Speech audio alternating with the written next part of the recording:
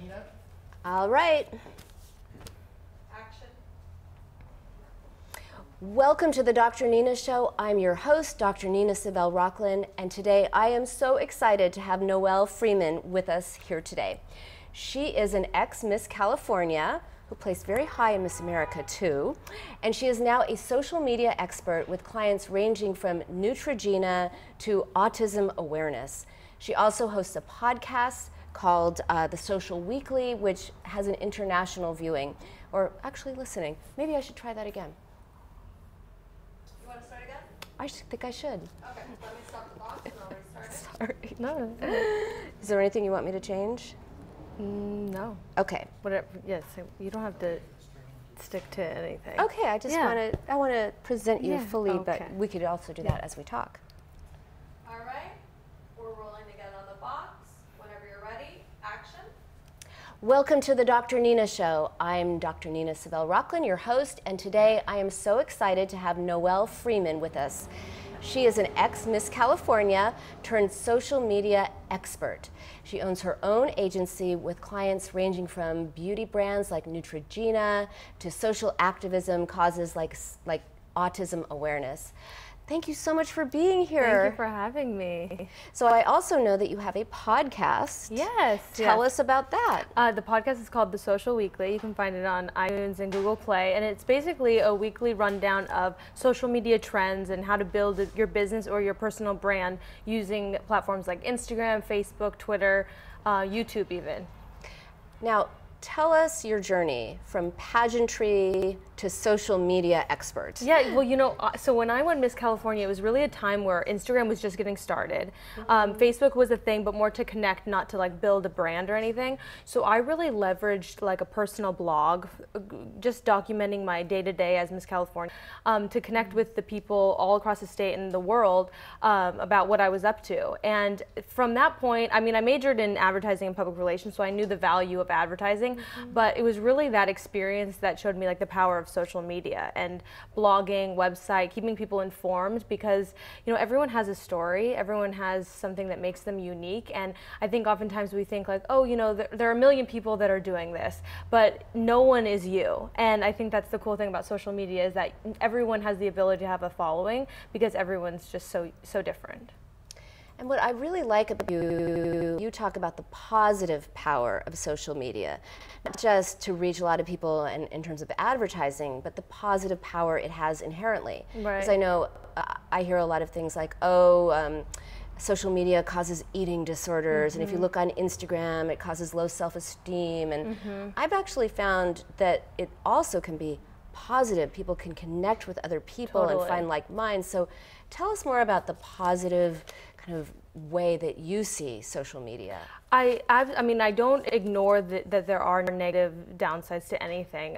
And social media does have, you know, you can get lonely because you can feel like this fear of missing out type of syndrome, or like, you know, this person's living a better life than me, which, you know, is definitely harmful, especially to young generations. So I don't ignore that there are downsides to anything. But with social media, the beauty of it is really your outlook, and anything you want to know, you can find out, and not only find out, you know, like Googling, but you can find out experts in that field. You yourself, you know, you can connect with anyone in the entire world using social media and share a message, share information, and really provide a takeaway with, you know, more than just posting a beautiful photo of yourself. So I really think that it's our responsibility as, you know, personal brands to know that it has that power and provide something more than just kind of like this envious look how great my life is. Because without a doubt, you know, Facebook is definitely a place where people can kind of feel like they're not sufficient and that they're not as successful as someone else, but you really face that with anything. So you can use it to teach people things. You can use it to, you know, inspire or get their creative juices flowing. I know when I'm feeling kind of in a rut, I go to Instagram to look at inspo, and I can search a hashtag on a recipe and make a meal that I've never even dreamt about that I would be able to do. So it's just endless, and that's what's so cool about it.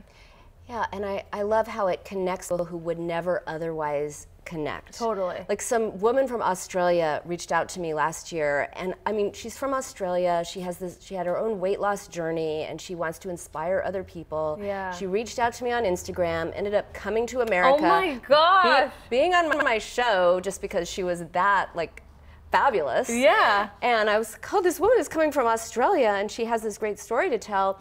If Yeah. not for Instagram, we would never have connected. And so Wow. just being able to reach, as you said, reach people that otherwise don't even know there are other people who think that way or Right. feel that way. Right, It's so exactly. powerful. And from a business standpoint too, you have the ability to showcase your business and build leads that way, which is just remarkable. And for what I do, social media, I get emails all the time about people wanting help or even tips and tricks.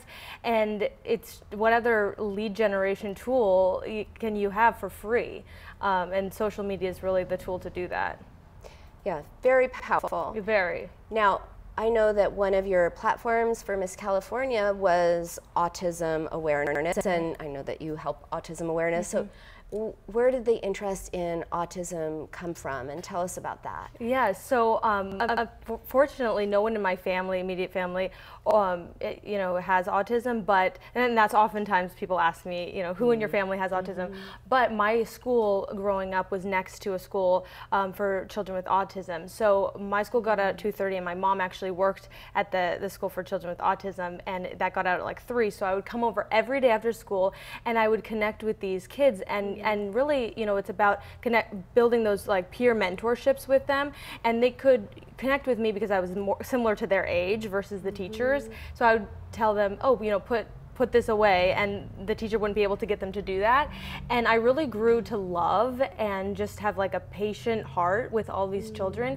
And eventually what was so powerful is to be able to see them first come into the school and not even be able to speak verbally or have no social skills, and by the time they would graduate they were able to be fully integrated into mainstream society. And it was just, it's so cool to see. Oh, that's so, yeah. Oh, that's so heartwarming. Yeah, it really was special, and I grew really close with a lot of the kids at that school particularly. And then just to be able to share, a patient, thoughtful and loving, and show them love. Maybe they don't understand everything that a normal functioning person can, but they definitely understand love and patience. And that just was my journey through Miss California, was to promote awareness for autism and the signs as a parent, to definitely address it early on so you can help that integration process go smoothly. Right, because early intervention makes such a huge difference. Right, yeah, absolutely. Yeah. Oh, Yeah. that's just lovely. I mean, I love when people use their knowledge and their outreach to be able to really let other people know about people who need help, or Right, people who need right. understanding, or people have so many misconceptions about autism. Right, And to no, be they able- totally do.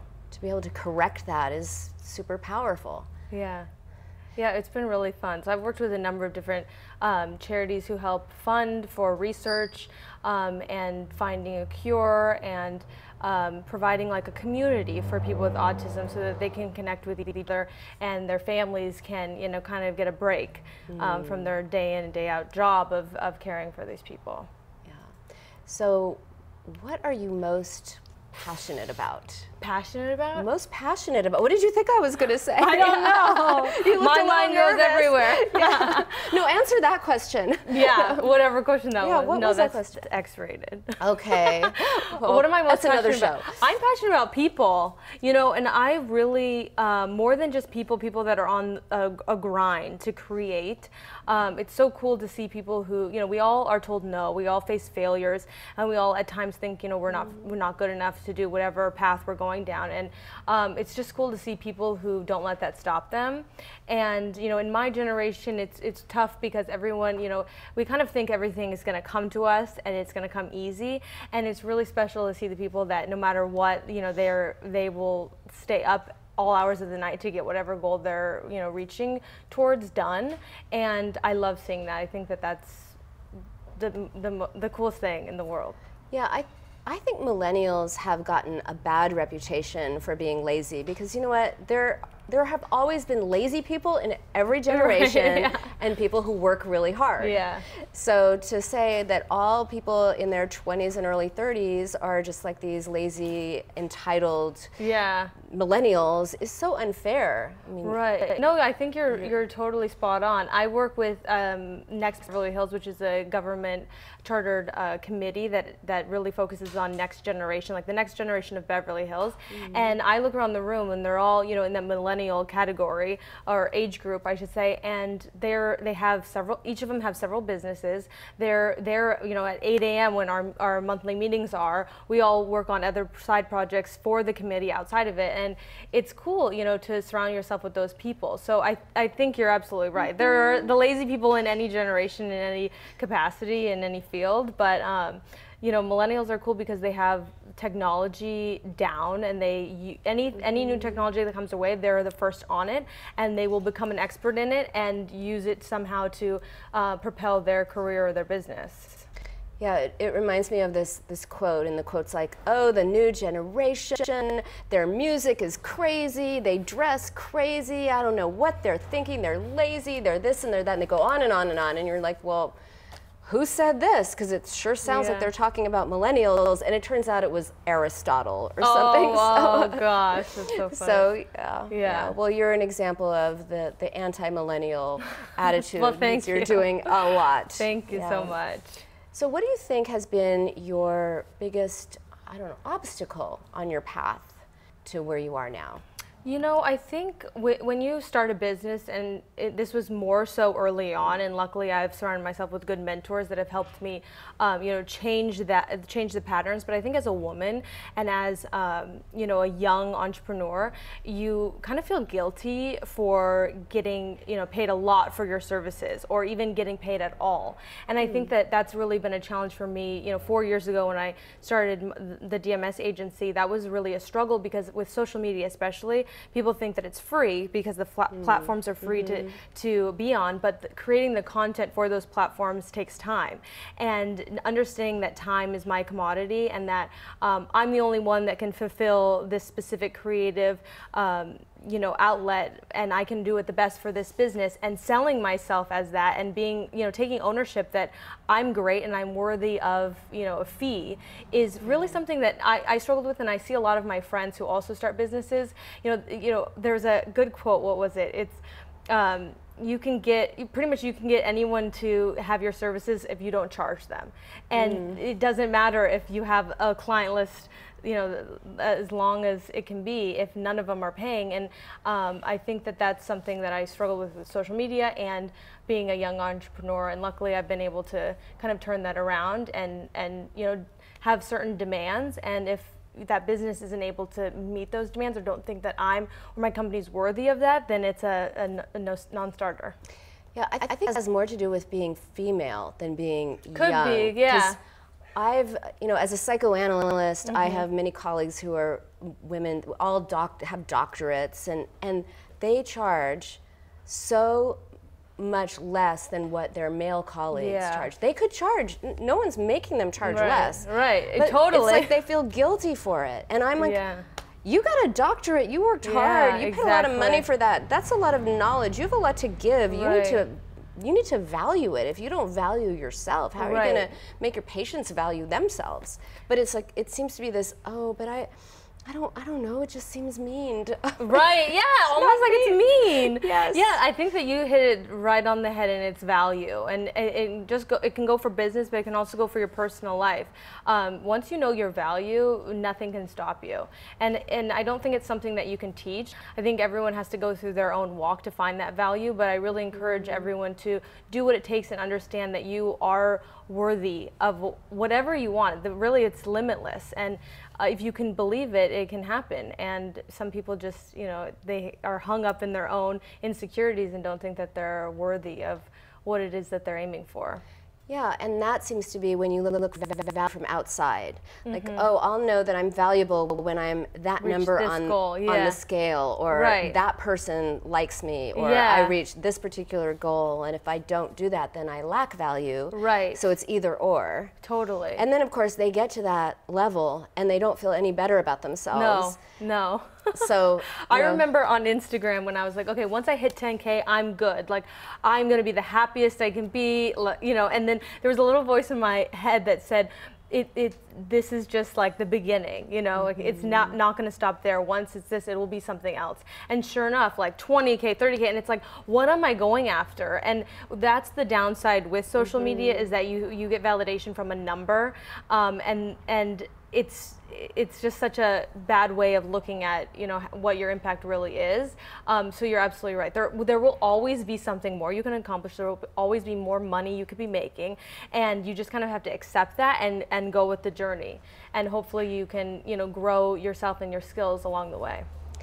Right, and not put your self-esteem in the hands of other people or other things. Right. So that, like they say, happiness is an inside job. Like, yeah, what makes you absolutely. happy? Yeah. Right, it's not numbers, it's not the number on a scale, it's not the number of social media. Right. I mean, that could make you happy, Yeah. but that shouldn't be all that makes you happy. Temporarily it does. Yes, yes, yeah.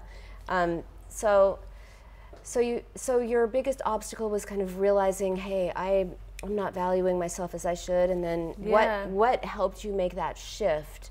So you were like, hell yeah, I am worth that money. Yeah. Like, I think that it was one client that I got that I decided on this fee based on the amount of time that I was spending on each account. And I decided, you know, right now I'm kind of struggling through because I'm giving a fee that's, if you break it down, is less than minimum wage per hour I'm spending on this. So I came up with like an hourly rate essentially, and I finally knew after, you know, about a year of client work and working with these clients on their social media and growing these numbers and really providing them value that will last forever, content and validation and, you know, public awareness and sales ultimately. And so once I realized the actual amount of time I was spending on these accounts, I put an hourly rate to it. And the next client that I went and pitched to, I gave them that fee, which was a lot more than any other client I had ever had. And they didn't even negotiate, which is kind of a sign that you didn't ask enough, by the way. But they didn't negotiate at all. They weren't even concerned about it. And I thought, wow, like, what was I doing for a year? Let's, you know, keep on this momentum. Yeah. So I think that really changed it. And then moving forward, keeping mentors around who, you know, I rely on for their contract knowledge, or, you know, well, if something kind of goes south, where to take it. So knowing that you're providing a value, knowing that your services are worthy of being paid for, and then, you know, just constantly reminding yourself of those people in your life.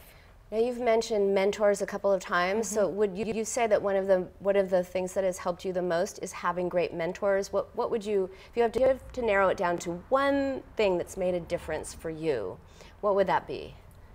I think having mentors and being educated. You know, if you don't know about how to an NDA or a contract for services or an influencer agreement, find it out. We're in a technology age. Google it, and using those as a resource and not thinking anything. You know, you don't have to hire an attorney to do this. You can kind of get it done yourself, and having those resources. So absolutely.